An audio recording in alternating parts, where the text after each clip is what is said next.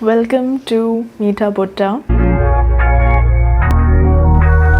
So excited to have you back here. So in today's video, we are going to talk about interviews, and especially not just any interview but digital interviews, the interviews which you take or are a part of online via Zoom, via Microsoft Teams or Google Meet or any other platform that you may be using.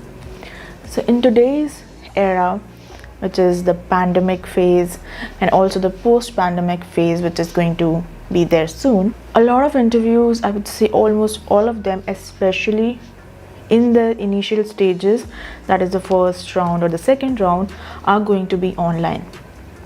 And you need to make sure that your presence in front of your laptop or your mobile screen is good and makes a good impression in front of the interviewer.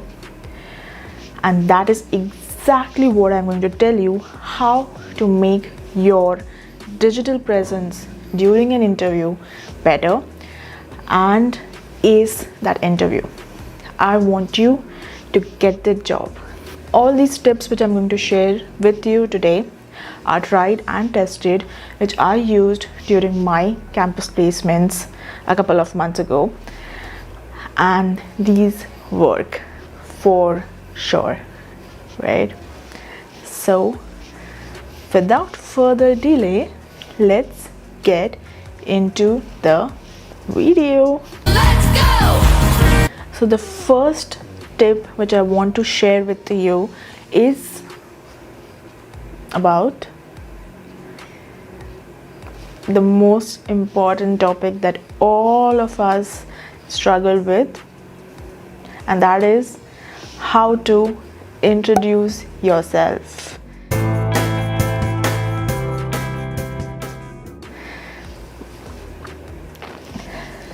Yes, I understand this is a very difficult, or I would say tricky question, because you have so many things about you, and obviously you cannot talk about all of these things there in a professional setting, but at the same time you want to impress them and you are wondering, should I include this or should I include that, or maybe I can include both of them.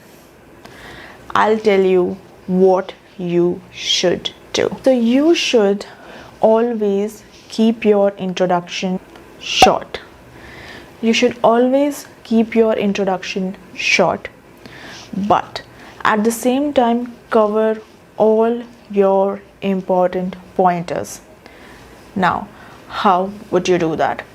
It's a good practice to have your introduction being said in 2 minutes, right?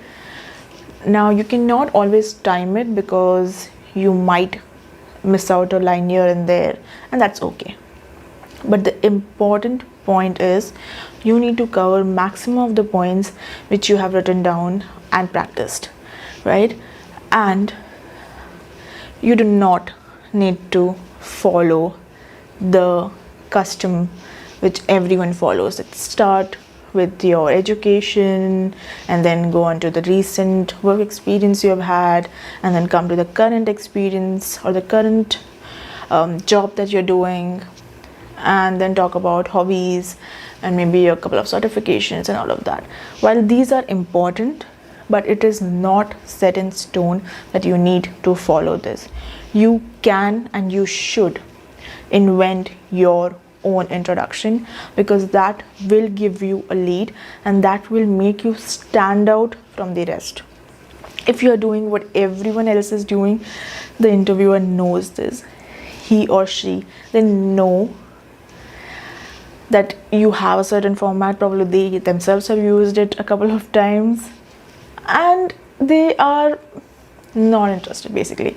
They have read your resume, they know where you went to college, they know what your current experience is, and if you're saying the same thing again, it is kind of boring and shows that you did not put efforts into making your introduction amazing, because you know the first 20 to 30 seconds are very important in gaining a good impression, right? So always, I would say, always start with the most interesting or the most killer part or the most exciting part of your introduction or your journey. So for example, I am a blogger, right? I have my own blog. I love to talk about food. I also love to explore food, and that is also one thing which I write about. Okay, so instead of starting with the regular education, college, career statistics, I'm going to start with saying I love food, or hi, I am Jen and I love food experiences. I hope you do too, and if you do, then we are going to talk about this in some time. Okay, now coming back to my education. So I did my college from so and so. I then went on to pursue a career in this field from this company, wherein I worked on a couple of great projects. One of them was this and this, and currently I am here at this XYZ company, and this is my role. And why am I switching? That is because this and this reason. Okay, so this is how your flow would be if you're trying to go above and beyond and make it creative. You can have any passion, or you might have had something which is not so common. Probably you were featured in top 10 best innovators in the tech industry or in any industry, right? So you can start your introduction with that point. So what this does is the interviewer immediately is like, what? Wow, that's interesting. And then whatever you say next just makes them more interested in your point or your journey, right? And even if the next part of your introduction is not as interesting or is just regular, it does not matter, because the first line you've said has actually made your mark, and now they'll always know you by that one thing. And it's great because they want to know something which is not on your resume always. And even if it is, it's not the regular education or career thing, right?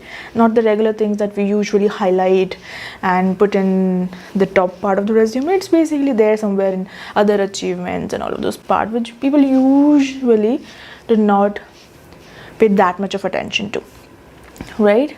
Or remember or recollect. So always start with your master stroke, right? It can be anything, just to not make it controversial. Make sure that it reflects your passion, your interest, your hobbies. It does not have to be related to the job that you are looking for, or even the industry that you're looking for. It can be anything, but it has to be something which you have done or which you have achieved and which you're proud of. Okay, it does not have to be major. It can be something very small, right? But it has to be something which you love and which you're so proud of, right? Start with that, make your mark, and this will make sure your introduction is killer. The next tip I have for you is always keep smiling. Irrespective of how nervous you are, maybe you made a mistake, but that's okay. All of us do. You are not expected to give all the correct answers all the time, and that's fine. What is important is you are known as someone who is enthusiastic and cheerful and who knows how to smile through all the chaos. So irrespective of whatever is happening, never lose your smile, especially when you're beginning and when you're saying your introduction. That is when you have to keep a good smiling face, but don't overdo it. Don't laugh unnecessarily, right? Until unless there's a joke being cracked or there was something that was really funny which was being said. But keep a smiling face and make sure it's your genuine smile, right? Think of a good memory or a good moment before the interview starts, and which will put you in a good mood, right? And keep reflecting on that smile and make sure that you have it on, right? You want to always come off as an optimistic person, right? So always remember this. The next tip I have for you is always know the names of key people in the company which you're interviewing for.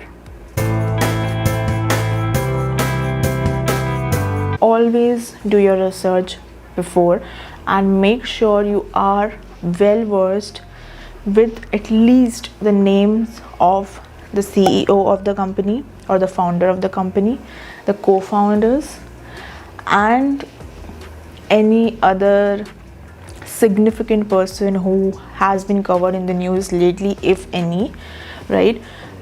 And or one or two important pointers about these people.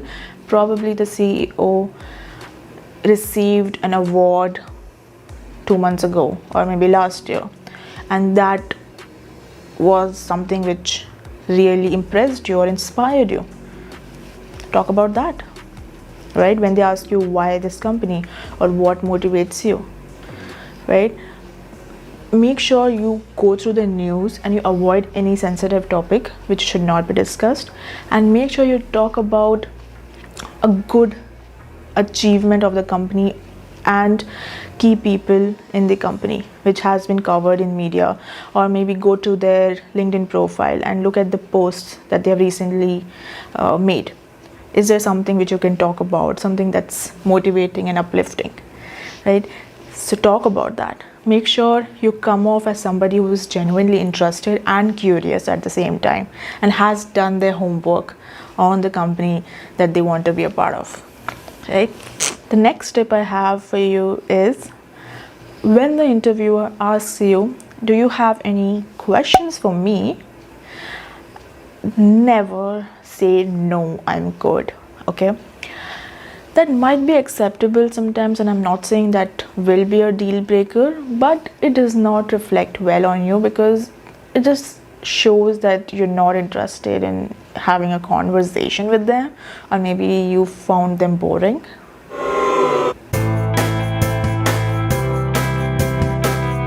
Always say yes, I have a question for you, and then ask that question. Now, when it comes to those questions, we usually have a set of questions which now have become boring because a lot of us have asked it a lot of times, and that is, how has your experience been in the company, and what is a day in your life in this role, and blah blah blah. You need to do something extra and something different over here now. What is that? Ask questions about trainings, about once that you join the company, what is the training that you are going to get? How much effort are they going to put in training you? How many weeks or days of training is it going to be, and what are they going to train you on? Show them that you're interested in growing your own self and investing in yourself, and you love learning and unlearning at the same time. Ask about training opportunities. Ask about vacation. What is a work-life balance like? How many vacation hours do they give to their employees, right? These are the questions which will make you sound more interested, because you're looking at life after you have joined and not just some random how has your experience been like, right? Which is also good, those questions are good, but those have become common now. You want to do something new, something different, right? The next step is about case studies. Now you might be thinking, what case study, which case study, why a case study. So by case study, I mean a real case study. Yes, a real case study which the company you're interviewing for has worked upon and published on their website. So most of the websites of companies will have a section for our work or what have we achieved so far, case studies, all of these sections will be there. You just have to search for them. And when you search for these, pick one, just one, if maybe two if you want to, but just one out of all the case studies that you see, and see how relevant it is for the job role or the function that you are going for. For example, you are interviewing for the role of a consultant, right? And what are you going to do next? So you are going to go on the website of the company that you're interviewing for, and you're going to see all the case studies, basically everything that the company has worked on and published. And then you're going to pick one of those case studies and you're going to read them. What was the problem like? How did the prospective employer that you're interviewing for go about helping or easing out the problem? What was the solution which was applied? How was the solution created? What was the technology which was used? Make a note of all of these points. Make sure you remember the name of the company the case study is on and the solution clearly, and also obviously the problem statement. And then during the interview, make sure you talk about this also. So when they ask you, did you visit our website? What was the most amazing thing you saw? Something around that. You can highlight this case study then. Or another way to use this is, what you can do is, when they ask you a question around the technology or any technology basically, or any topic, and they ask you to give an example of how you are going to use this particular thing and solve problems.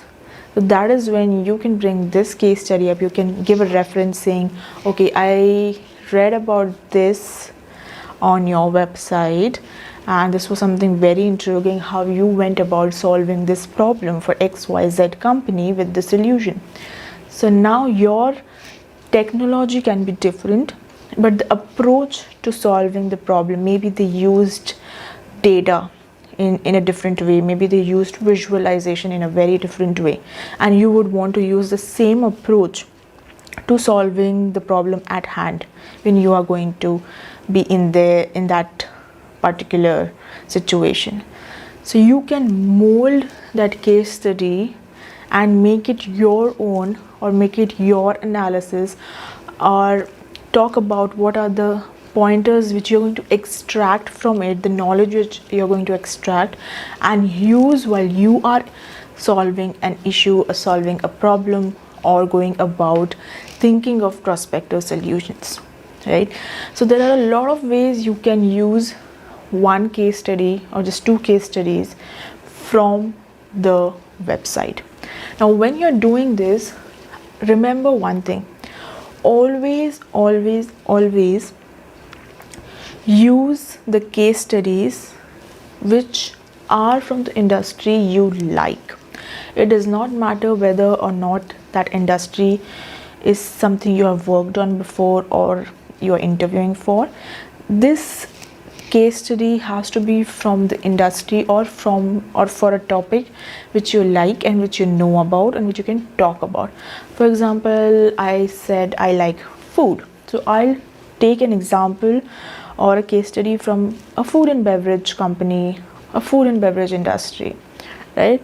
So similarly, if you are passionate about automobiles, or if you are passionate about makeup, fashion, right, then you, or travel, aviation, then you use a company, a case study in that industry only. The reason is that when you are using that particular topic, you are going to be naturally passionate when you talk about it. So it won't look artificial, right? And it won't look forced, like you just had to read this case study because meetha butta ne bola tha, right? So it has to be originally passionate. I don't know if that's a word. Okay, but it has to come out naturally. So when you're genuinely interested in something and you've read about it, it stays with you longer, and you also display that enthusiasm on your face, which is important when you're talking about it. It should not come off as forced at any moment. Okay, this tip is about your resume or your CV, whatever you call it. So this is a pointer which a lot of us usually, once we have sent the resume and we have been scheduled for an interview, we don't really look through it a lot closely like we should, because we're like, अच्छा अब तो भेज दिया है, and schedule हो गया है, and any which ways I only wrote the resume, so I am pretty much aware of what I've written, and why do I go and look at it again? So this is a very big mistake that we usually make. So what I want you to do is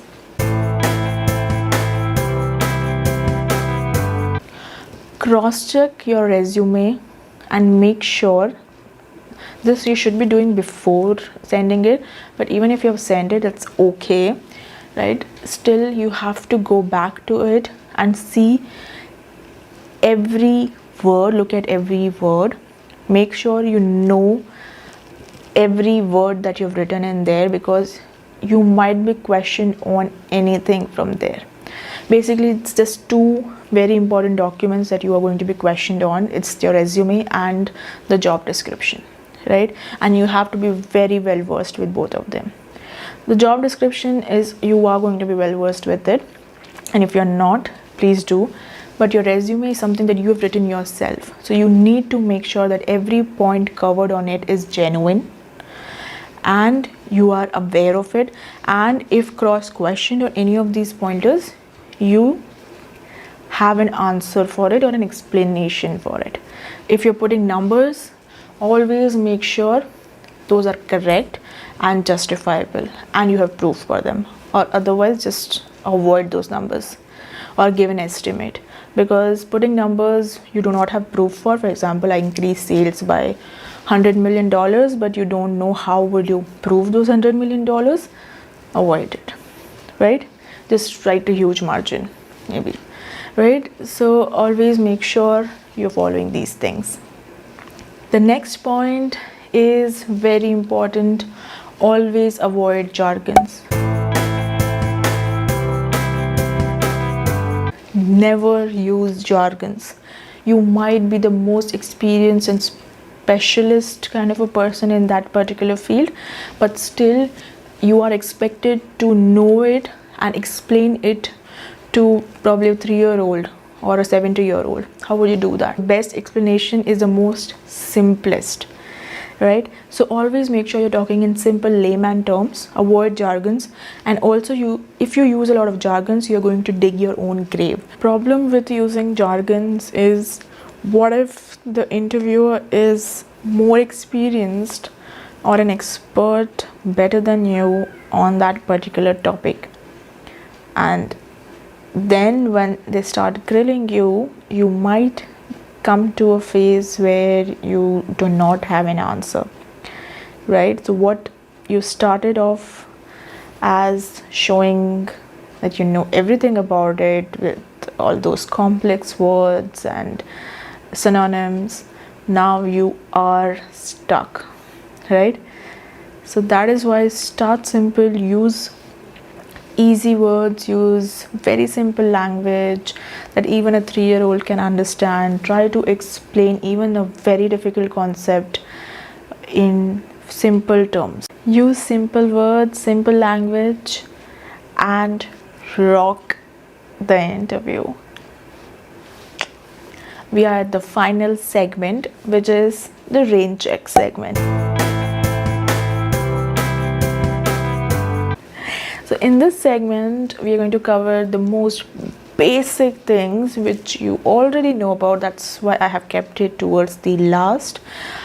But I still want to talk about them because no matter how basic or obvious it is, we sometimes overlook the most obvious things also, and I don't want you to do that. So if you are noting them down, please note these also, okay? No matter how obvious or how common, you have to pay attention to these. Always ensure you do multiple checks on your laptop, on your earphone, your mic, your internet connection, and all of these things before, right? Probably a day or two in advance, and also at least 30 to 40 minutes before your start time of the interview. Make sure everything is going well. Do a test call with someone, a friend or a colleague or anyone, to make sure your mic is working well, your audio is coming out clear, your video is looking good, you're looking presentable. Make sure you get feedback from them, whomsoever you're having this test call with, right? Ask them if you're looking fine. Don't overdo anything, especially for girls. Do not put a lot of flashy makeup. Makeup is fine, but it has to be light and subtle, right? Don't go around flashing bright red, black lipstick, okay? Because it distracts attention from the content that you're going to talk about to your face or to your makeup, right? So I would say avoid that, at least during the interviews. Then always be presentable, wear formals, even if it's said that it's okay, we accept casuals and we are quite open and not conservative and all of that. I would still suggest you to go with a formal attire, a blazer, and make sure you look well groomed. You have shaved for guys, and your hair, your makeup, all of these are in place, right? So always ensure that you're doing this. I've kept my hair open right now, but I would suggest you to tie them probably in a ponytail or something, because what happens when they're open is they'll end up coming onto your face, and then you have to, always keep touching them and basically just keep doing this, which is distracting again. So you don't want to get distracted from what you're talking or what you're hearing to basically doing all of these things, right? So always tie them up in a ponytail. That makes it better, and also your face view is clearer. You can keep them open also if you think that won't be a problem, but it mostly is, because you will get nervous at some point, or even if you're not nervous, you will end up touching your hair once or twice. So better to be safe than sorry, right? And yes, and always have a notepad with you, a pen with you. They might ask you to solve something or to write something down, or you might want to take some notes, right? So always make sure you have a notepad, a pen, pencil handy with you when you're sitting for your interview. Very, very important. Make sure you are well versed with the job description. So it should not be like they ask you a question from the job description like, okay, so this is going to be one of your prime responsibilities, how do you feel about that? And you're like, oh, I did not even read the job description well. That is going to be a problem for you. So make sure you have read the job description very, very well, each pointer, each word, each keyword. Keep smiling, be confident. Take 3 deep breaths before you start your interview so that you are in a calm mind space. You can take 10 also, but 3 breaths, deep breaths would be fine. All the best, and please do not forget to tell me your experience in the comment section below, and what was that one tip or multiple tips which you liked about this video. What did you learn new, and what else would you like to know about? Anything that you want to talk to me about, please write in the comment section below. And if you like this video, please subscribe to my channel and also give a thumbs up to this video.